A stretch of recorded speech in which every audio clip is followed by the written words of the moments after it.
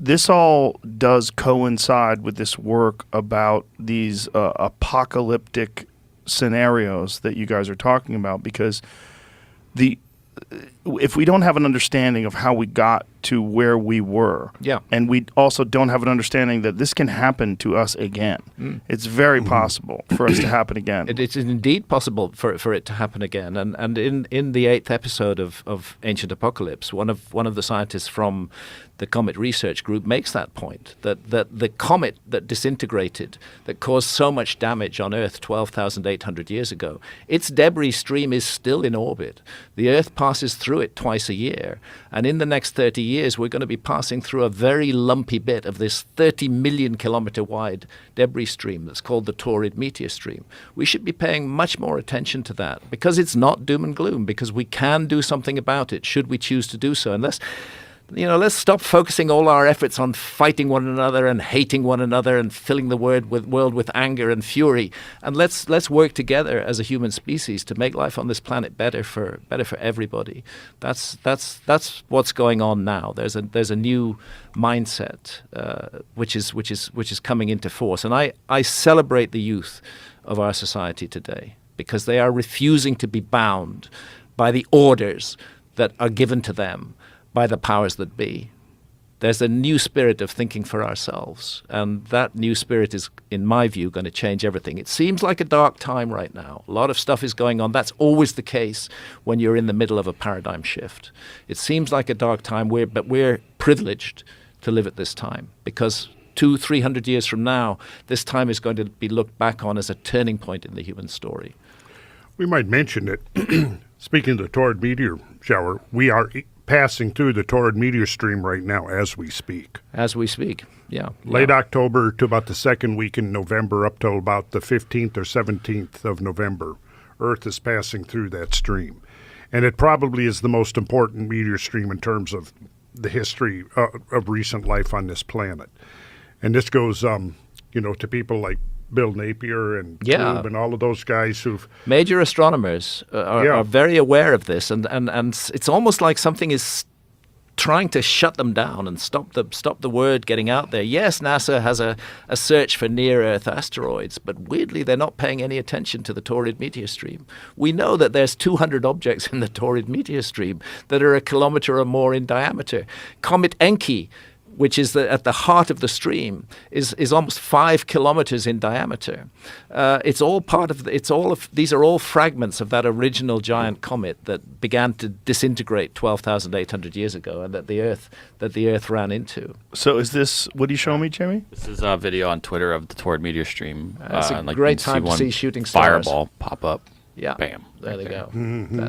That's exactly what happens. We're in that time period now, and fortunately, most of those fireballs are caused by little objects, maybe the size of your fist, maybe just the size of a fingertip, maybe just a speck of dust burning up into the atmosphere, but they are shrouding very large objects that are on that same orbital trajectory which the Earth crosses twice a year. And we should be paying attention to those large objects, because we can actually do something about them. And the evidence shows that they did something terrible to the Earth 12,800 years ago, and they changed everything. And that is what this Netflix series is all about. That's what Ancient Apocalypse is all about. It's why it's called Ancient Apocalypse, because that's what it ultimately comes down to. Now, there's masses of material in the series about the possibility of a lost civilization and presenting the evidence for a lost civilization. But ultimately, when you talk of a lost civilization, how did it become lost? What happened that took it away, that obliterated it from human memory? And this apocalyptic episode called The Younger Dryas is the answer to that. The point I often make, which I think is worth making again and again, is how different the world was during the Ice Age. Mm-hmm. The Sahara Desert was green. It was a fertile place. Nobody's doing much archaeology in the Sahara Desert today. The Amazon rainforest, 5 million plus square kilometers under deep canopy. Hardly any archaeology is being done there. And yet we know from LiDAR surveys that there are enormous structures under that canopy. And then what about sea level rise? 400 feet sea level rise at the end of the Ice Age. The prime real estate on Earth, 27 million square kilometers. It's about 10 million square miles, were submerged by rising sea levels at the end of the Ice Age. And again, archaeology, there is marine archaeology, but they're not really looking very closely at that. I wonder, Jamie, would it be possible to pull up the diving clip? Is this from Japan? No, this one's actually from Bimini. We have an episode on Bimini and on the very controversial structure called the Bimini Road. Oh, right. And this is just a little clip from that. My suspicion is humans are a species with amnesia. We have forgotten something incredibly important in our own past. And I think that that incredibly important forgotten thing is a lost, advanced civilization of the Ice Age.